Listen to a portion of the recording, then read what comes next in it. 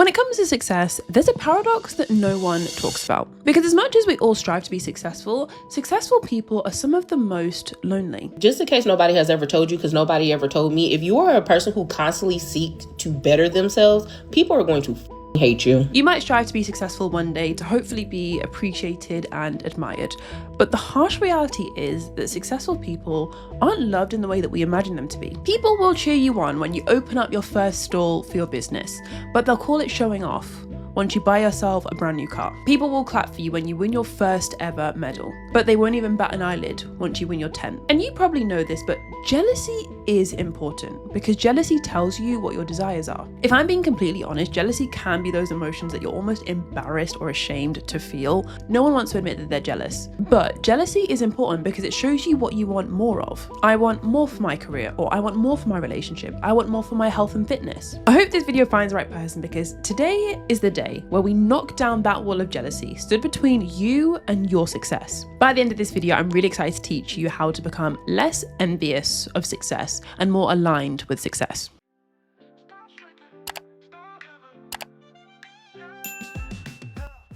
Hey, if you're new, welcome back to the cozy corner of the internet. My name is Christina and I help people stop shrinking and start living. I never expected a book to change my perspective so much, but recently I read a book called The Mountain Is You by Brianna Wiest, a book essentially on how to turn self-sabotage into self-mastery. And I saw positive reviews of the book. It was all over Pinterest. I thought, okay, yeah, like sure, it'll be fine, it'll be okay, but oh my gosh, this book has completely blown my socks off.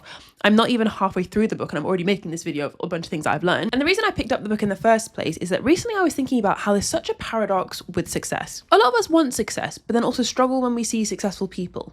Sometimes we are honest with ourselves and we're like, we want accomplishments, we want a change in career, we want achievements, but then we almost get upset when we see other people with achievements. We want security and wealth and to be able to relax and comfortably know you've got enough in your bank account. But then when you see other wealthy people, it can sometimes stir up these negative emotions. And it kind of made me realize that sometimes your feelings around success can show you what your limiting beliefs are. Like for some people, maybe the reason why you are really ambitious and you want amazing things for yourself, but you still get offended whenever you see another person on LinkedIn announce their dream job, or you see someone on Instagram buy a house at 22, is because maybe for you, you have a limiting belief that, you know, to succeed, you have to struggle, you have to suffer, you have to work super hard.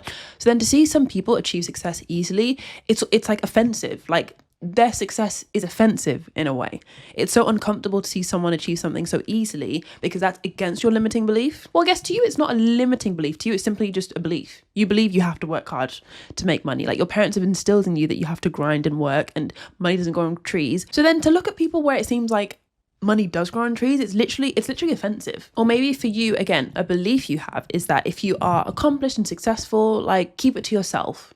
Don't brag, don't show off. A belief that you have is maybe that you have to keep yourself small to make people comfortable. So then when you see someone similar age, similar like stage in their life, showing off their success, being proud of their success, posting their success, it's like offensive to you that like someone would do this and someone would brag about all the things that you would actually keep to yourself. Your feelings around success shine a light on your limiting beliefs around success. It makes you realize, like it makes you stop and think, how can I achieve wealth if I don't even like seeing wealth on other people? I never thought of it this way. Like back in the day when I really struggled with comparison, like I had really low confidence and I would see other girls at high school that were really clever and really smart. They got like top grades on all their exams and they were really like pretty and had all the trendy clothes. They would go to parties all the time, super social. I was like, how are you doing everything? Like, how are you just like well-rounded across the board? I remember being really triggered whenever I would see like their posts on social media. I would be triggered whenever I would find out that like, oh, you know, this girl got another A star. I would be like, oh gosh, like I literally am nowhere near as good as them. And looking back on that time, it made me realize like whatever triggers you, it's just something that you don't think is possible for yourself. Back then, when I think about like 17-year-old Christina, who was like really insecure, studying so hard for my future and to try and get the grades, I just didn't think what they were doing was possible for me. I didn't think it was possible to get the top grades and be super social and fun and outgoing. I thought like, it's for me, I thought it was only possible to have one. But that was, you know, 17-year-old limited thinking Christina. Nowadays, I know it's possible to have whatever you want. You just have to make the choice. I think something that people often forget is that successful people are often very lonely. I'm not saying this to kind of put you off. I'm not even saying this as like propaganda, but I'm just saying it to like inform you on your decisions of what you want to like pursue in life, because it's something that I've thought about. Something I'm loving in the book The Mountain Is You by Brianna Wiest is she kind of talks about the fact that people often pursue success because they think that it will make you really admired and appreciated and, you know, loved. And, you know, people sometimes even choose to become famous, or they want to be famous so that they can finally be admired by people. Like all of your desires kind of have like an underlying need that you're trying to fulfill, maybe a need to be loved or a need to be admired. And she says how often, you know, people actually strive for success, to be admired, but oftentimes success actually just gets you more critique. Like there's countless examples of not even celebrities, not even influencers, but even just, I don't know, successful people that you know through a person, and people will often say, well, oh, he's miserable. Oh, you know, she has that big house, but like she's not even happy. Or, oh yeah, she's rich and in her 40s, but she's single with no kids. Like when you are a successful person, you kind of have like a target on your back where people are out to really critique you and like say negative things about you. However, when it comes to you, like thinking back about yourself and your journey to being more successful and like becoming that true highest version of yourself that you want to be, I think you're only imagining half of the picture. If you think that, oh yeah, me with all this money and all this success and all this fame, I'm going to have a bunch of people who love me and appreciate me and think that I'm amazing, and you don't even give a second thought to all the people who will be there to critique you, you're only thinking about half of the picture. What's surprising is, you know, when I say successful people are often lonely, there's a lot of real life reasons why that is. Like, you know, the peers of people that they can hang around with that understand what they're going through is limited. You know, the 1% is the 1% for a reason. There's only 1% of them. Like they don't have many people to pick from, but also they probably have a lot of maybe trust issues with people that say they did want to be friends with someone who was on a different tax bracket, earns a lot less, works like a minimum wage job. Like there's just maybe trust issues from their side of things, or maybe even they just have like limited time. Like it is actually a lot easier to be lonely because you're busy all the time working. You literally don't have time to commit to friendships and family. However, saying that, there's actually a lot of reasons why, you know, prominent people can be quite lonely. It's not actually like real world stuff. It's actually a lot of judgment. But again, a lot of successful people that are lonely might be lonely because people think that they're entitled, or they judge themselves and think, oh, I don't quite fit in with this group. Like I'm not even going to bother going to that event. Or when they do go to events, people judge them and think, oh, you know, he's dressed in a certain way with his iron trousers, or she's looking kind of stuck up with her like fancy handbag. Sometimes even when you do make an effort or do try to like socialize and build a bit of a network, you can be judged either way. You're judging yourself or people are judging you, and it makes things harder to connect with people. And this isn't limited to even successful people. This can literally go for anyone. The cure for loneliness isn't necessarily, you know, having people around you. The cure for loneliness is having people that understand you.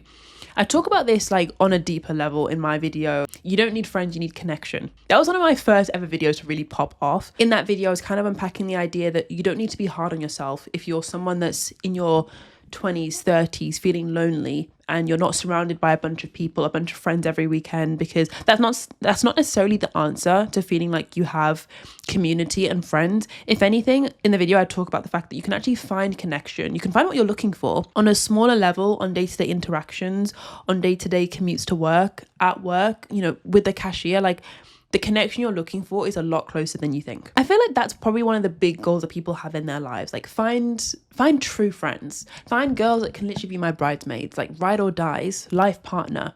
And in the book, Brianna talks about the problem with these big life goals. Sometimes we don't realize, but we set these big, huge life goals low key to like fill a void in us. And I know I always make my videos really deep. Like I know sometimes this is like, Christina, how did we get here? Like we're literally supposed to be talking about a book, but like this book has actually really opened my eyes. Sometimes you might set yourself the goal like, oh, I literally just want to be like an amazing lawyer. I want to be an amazing doctor. Like I've been there, like I am a doctor, like I know what it's like to set these goals. But sometimes you actually have to take a pause and ask yourself, like, why do I want this goal though? When I set myself like the goal to become a doctor, at the time I was 14, 15, like super young. I wanted to genuinely help people, but there was a huge part of me as well that wanted to feel like useful. I'll say, I don't want to say important because it wasn't like I wanted to feel important. I just wanted to feel like I had significance. Like if I become a doctor, I'll be able to help people. I'll use like all my interest in biology in a career, and I'll also be someone that's significant. Because at that age, I felt super like insignificant. I felt like I was the most uncool person at school. I didn't have many friends. The friends that I did have, I only ever spoke to them at school.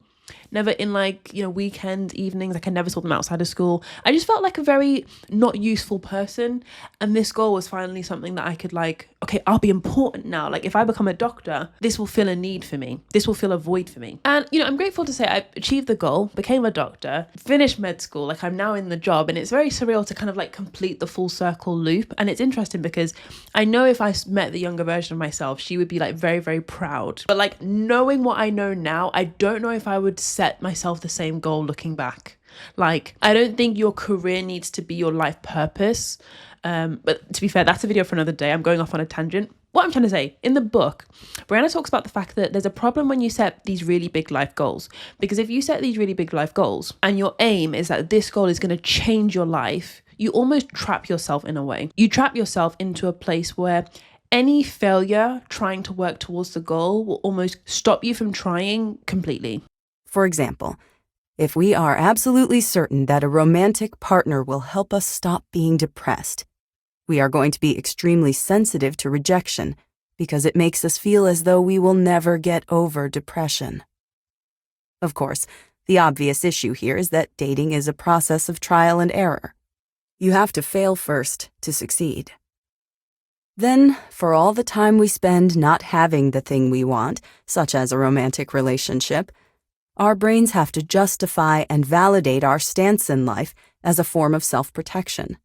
She uses an example in the book of, say you're, a somewhat lonely person who believes that if you have a romantic partner, that will just cure your feelings of loneliness. You'll feel so much better and a weight will be lifted off your shoulders. You now have the goal to find a romantic partner. And say you sign up for Hinge, you make a profile, you put it together. Now you're in a position where you're almost like so afraid to fail because the stakes of this goal are so high that like you're overanalyzing, overinterpreting every little like step you take, and every failure you have, maybe like you don't get a match, or I don't know, you ask someone out and they ghost you. Like insignificant things in the grand scheme of your life. These are quite insignificant things, but because it means so much to your life goal and this void that you have, the setback brings you to a standstill, and any challenge or failure convinces you to completely stop trying. I thought this was really interesting to read. Like as someone who's actually now on the flip side, I'm very, very comfortable with failing actually. Like I'm very comfortable with people seeing me like not do well. At work, if I mess up, I'm like completely cool with it. Or on YouTube, if I post a video and it gets low views, like I'm completely cool with it. Like I'm so cool with failing. And things only started to change when I almost took the pressure off of failing. Like failing had such like a big like, all or nothing persona attached to it. It's like if I fail, I am a failure. And I actually had to have sort of a huge failure to teach me that I am separate from all my failures. Like if you guys have seen I failed my medical school exams and it made me depressed video, you'll know that halfway through med school, I failed a bunch of exams. They were kind of important, and it literally knocked my confidence like nothing else has in my whole entire life. Because up until this point, I was uncool, I wasn't social, I wasn't fun, I wasn't outgoing, but I was always a smart person. So to then have like rock solid evidence that actually I'm not smart, that like knocked my confidence like nothing else. Because I was like, bro, this is all I have. All I have is my A pluses and my smartness, like, and now you're telling me that I'm not. Like it was a lot for me. However, I'm actually so glad that happened to this day. Like it needed to happen, low key. I needed to be face to face with the fact that, Christina, just because you fail doesn't mean you're a failure. You can have a failure, you can add that to your toolbox, and you can pick yourself up, dust yourself off, and keep going. Like I needed to learn that. Because going back to the book is all about self-sabotage and turning that into self-mastery. She talks about the exact way to overcome self-sabotage. And she says, oftentimes, if you feel like you're stuck and you're like, what do I do? I feel stuck. I don't know what to do. I don't know where to go in life. I need clarity. I need to make a decision, but I don't know what. She says the reason why you're stuck is because you're waiting for some big, huge leap or big, huge thing to land in front of you and fall into your lap, and that's going to push you in the right direction. When actually, she says, you don't change your life by, a big leap. You change your life by micro shifts. And I know there's been a bit of a trend over the past couple months to years of like, 5 micro habits to fix your gut health, or, 5 micro habits for long, healthy hair. Like, There's lots of I've seen lots of videos like that recently. But here are 3 micro shifts that she talks about to, bearing in mind, I've only read half the book. I'm sure there's probably more. I'll maybe make a part 2 to this. Here are 3 micro shifts that she's kind of shared to help you become less envious of success and more aligned with success. Number 1, we've kind of alluded to already, which is normalizing failure. If you want to change your life, I'm being so serious with this, if you want to change your life by doing one small thing, it's probably this. It's learning to normalize failure. I promise you when I say that if you don't fail, you don't win. Imagine if someone came up to you and they were like, oh yeah, it's my life goal to learn how to surf some amazing waves and, just be one with the water and surf in Hawaii or something. And then the person was like, oh yeah, I'm terrified of getting wet though. I hate the thought of being wet, in the ocean and just drifting in the ocean. I don't want that. I don't want to be wet. The thought of it terrifies me. You'd be like, bro, that's literally not going to happen. How do you expect to surf and not get wet? That's kind of the same as you. If you have a goal of succeeding in any way, but you don't want to be seen as failing or looking stupid or looking like you're starting. One thing that really helped me back when I was learning to failure is normal. Failure isn't life or death. Failure is good, if anything. I actually had to retrain what I thought around failure. I kind of would set myself tiny goals every day to actually fail at something. It was my goal to put your hand up and get the wrong answer. Or today, when you're shadowing, you're on the ward at the hospital, literally ask someone a silly question, fail at being a good student. Because you can call it, I can call it normalizing failure, but also at the same time, what this literally is normalizing the process of winning. When you normalize failing and falling down and getting things wrong, that is the process of winning. That is how you learn how to do something well. Another micro shift to help you become more aligned with success and not envious of other people's success is to stop ghosting your goals. Sometimes I think we actually find it easier to adopt someone else's goal rather than create our own goal from scratch. What I mean by this is it's actually super easy to hop on Pinterest and put together a vision board of a bunch of amazing, aesthetic, gorgeous pictures that spark inspiration, make you excited about the future. And it's easy to throw this together in a collage and slap on 2026 and be like, yeah, it's my vision board. But actually, it's a lot rarer to sort of close your eyes before you go to bed, sit with the thought of how do I want to feel in 5 years' time? Right now on a day-to-day, I feel tired, I feel exhausted, I feel burnt out, I feel stressed. How do I want to feel in 5 years' time? There's so much, who, what, where, when on the vision board. There's Dubai and there's the Mercedes and there's the caviar. Okay, but what do I want to feel though? The reason I'm saying this is because say you slap on your Pinterest vision board, a corporate baddie outfit, high-flying solicitor who earns 100k, lives in Manhattan or Canary Wharf. And, she literally lives the life of ticking every single box that every girl would want on her vision board. And she's chosen a career that, involves her being, working super hard, hustling, sacrificing weekends, sacrificing time with family. Sure, you have a lot of money, which is fabulous and amazing, but you're sacrificing things: family, friends, free time, maybe even relationships as well. Part of me questions, because, I meet a lot of people who are like this, but more like doctors. I meet a lot of doctors who've done, they've got the career, they've got the money, sure. But part of me thinks, okay, you got your superficial goal, but did you ghost your fulfilling goal? You might have had a fulfilling goal where, okay, if we park the Mercedes and the 100k in the bank to the side, what fulfills you? Would that have actually been weekends with my family guilt-free, evenings off to do whatever the hell I want and waste time on TikTok and waste time cooking and waste time baking? Is that actually something that would fulfill you? Because if your true goal that fulfills you was to bake with friends, play Uno and Monopoly on a Saturday, but instead you're working through a spreadsheet for your private equity fund or private equity business every Saturday, is that what makes you happy? It is self-sabotage, low-key, if you are striving to work towards the doctor, the lawyer, the prestige. And this spills a lot into career advice and career planning. And to be honest, I'm thinking of doing a solid video on this, a solid 40-minute video, deep diving into how to actually choose your career. So do let me know in the comments below, would you be interested in a solid career planning video? I can maybe even speak to guests and speak to people about this. That would be cool. If you're someone that compares yourself and you genuinely want to make comparison, envy, jealousy a thing of the past, your one-stop shop to doing that is raising your self-worth. I see self-worth and self-concept thrown around a lot, and I guess that's a good thing. I love the fact that people are finding out more about how important it is to believe in your value and believe in your self-worth. And one thing I would say is, don't overcomplicate things. Your self-worth is quite simply how much worth you feel like you have. I was saying this in my other video, how to break up with external validation. I want you to think about your favorite pair of shoes.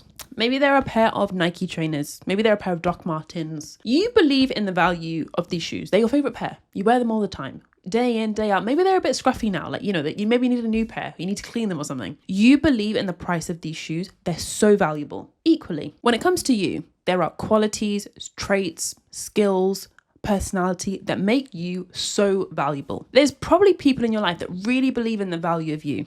They think you're so worth it. You add so much value. You're worth every penny. You light up every room, or you just energize every room. You have so much value. You bring so much to the table. They see you as value because of all the things that you add to their life, to the room, to the company, to the family. Some people can see your worth. Some people can't. And unfortunately, sometimes we can't even see our own worth. We can't even see what we bring to the table, to the company, to the family. Raising your self-worth is simply shining light and being able to see what you bring to the table. I've not watched a lot of these videos on how to raise your self-worth, but I'm sure a lot of them talk about, self-care, looking after yourself, investing in yourself, do your nails, do your skincare, journaling, affirmations, meditation. All of these things are actually pretty good. But the thing is with self-worth, it can become very quickly like a tick box exercise where you feel like, okay, I've journaled today, or I've done this face mask today. And you don't actually feel any different. Like, the key to raising your self-worth is not just doing all these tick box exercise, but actually feeling like I have value, like on the inside. Take all the face masks away, take the journaling away, take the affirmations away. You know you have value. Don't get me wrong, the journaling can help you get there. The journaling can maybe help you get up the escalator, or the affirmations, they help you get up the escalator. I'm a big fan of affirmations, big time. But I don't want you to feel like, okay, doing my nails, doing my hair, doing all this, like that will help me raise my self-worth, because ultimately your self-worth is actually what's there and what remains once you're actually stripped back. Like, once you're alone in your room, ready for bed, you've done your 10-step skincare routine. Like, how do you feel about yourself? Self-worth is what remains when there's no one to impress and there's no one to shy away from. Self-worth is what tells you I have value no matter who's in the room. Kim Kardashian could be in the room. I still have value. Conor McGregor could be in the room. I still have value. I've spoken in the past about the value gap and how sometimes comparison kicks in big time when you see your value, say, as like a 4 out of 10. You just don't, you're kind of in that low confidence era as temporary, but you're kind of trying to claw your way out of it.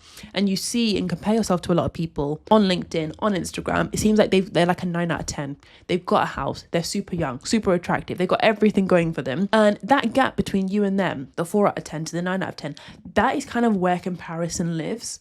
And I was talking about this in my workbook, how closing the value gap often involves raising your self-worth, but also humanizing the other person. It's so easy to see that other person as like almost like an entity. You don't even see them as like a person anymore, with feelings and bad days and mess ups and hiccups. Like, we've all heard it before, but you never know what someone is going through behind closed doors. Quite literally. And in this value gap workbook, on both sides of humanizing the other person but raising your self-worth, I talk you through some exercises. This workbook, by the way, I put together for you guys. It's called the Value Gap Workbook. I know a bunch of you guys have already downloaded it, but if you're new to the channel or you've not downloaded the Value Gap Workbook yet, it is completely for free. It shares everything that I found to be super helpful in closing the value gap, raising my self-worth, and helping me overcome comparison. And I can genuinely say, hand on heart, I'm not even saying this, like, I'm someone that doesn't really compare myself and feel bad. Comparison is normal. Comparison is healthy. Everyone does it. I can walk into a room and be like, oh, she's really impressive, or, he's really rich. Like, I do compare, but I never compare and feel bad. That is the difference. And you might be wondering, like, how, why? That's not possible. I totally get you. I've been there before. Download the workbook and try it for yourself. Okay, my battery is flashing, so I better speed this up.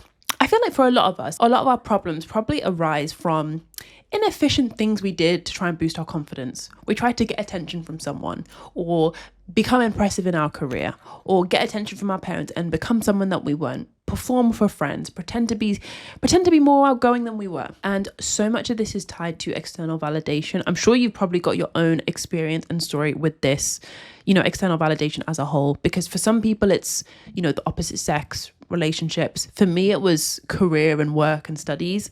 For you, maybe it's family and getting your mum and dad to, give you attention and love you. Breaking the attachment that is external validation is something that can be really tough, but I've made a whole entire video about this. If you're looking for something to watch next, then it should definitely be this.